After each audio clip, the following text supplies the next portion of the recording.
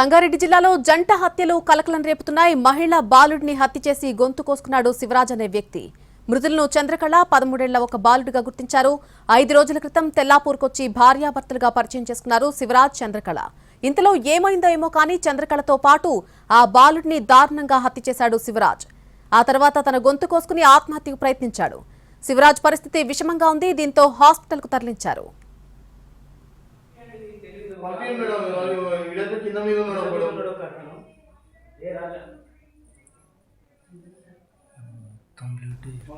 సంగారెడ్డి జిల్లాలో జంట హత్యలు కలకలం రేపుతున్నాయి. మహిళ బాలుడిని హత్య చేసి గొంతు కోసుకున్నాడు శివరాజ్ అనేటువంటి వ్యక్తి. మృతులను చంద్రకళ 13 ఏళ్ల బాలుడిగా గుర్తించారు. 5 రోజుల క్రితం తెల్లాపూర్కొచ్చి భార్యాభర్తలుగా పరిచయం చేసుకున్నారు శివరాజ్, చంద్రకళ. ఇంతలో ఏమైందో తెలియదు కానీ చంద్రకళతో పాటు బాలుడిని దారుణంగా హత్య చేశాడు శివరాజ్. ఆ తర్వాత తన గొంతు కోసుకుని ఆత్మహత్యకు ప్రయత్నించాడు.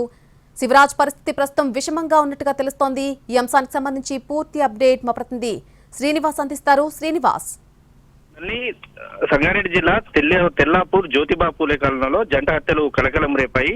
ఓ మహిళ అదే విధంగా బాలుడిని హత్య చేసి శివరాజ్ అనే వ్యక్తి తాను కూడా గొంతు కోసుకుని ఆత్మహత్య చేసుకున్న ఘటన అయితే కలకలం రేపింది. అయితే వీరు మృతులు చంద్రకళ, అదే విధంగా 13 ఏళ్ల బాలుడు రేవంత్ గా అయితే పోలీసులు గుర్తించారు. అదే విధంగా గొంతు కోసుకుని ఆత్మహత్యయత్నం చేసినటువంటి వ్యక్తి ఎవరైతే ఉన్నారో అతను శివరాజ్ గా అయితే పోలీసులు గుర్తించారు. అయితే వీరు 5 రోజుల క్రితం వేరే ప్రాంతం నుంచి సంగారెడ్డి జిల్లాలోని తెల్లాపూర్ జ్యోతిబా పూలే కాలనీకి వచ్చి వారిద్దరు భార్యాభర్తలుగా పరిచయం చేసుకున్నారు. ఆ తర్వాత తమకు కొడుకు అనుకుంటుకుంటా ఆ రేవంత్ అనే బాలుని పరిచయం చేయించారు. కానీ ఈ రోజు ఉదయం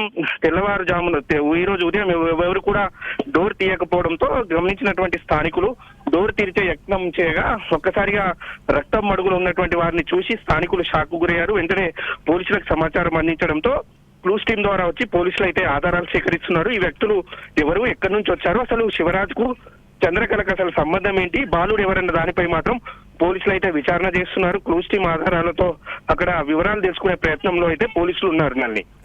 రైట్ శ్రీనివాస్, థ్యాంక్ యూ.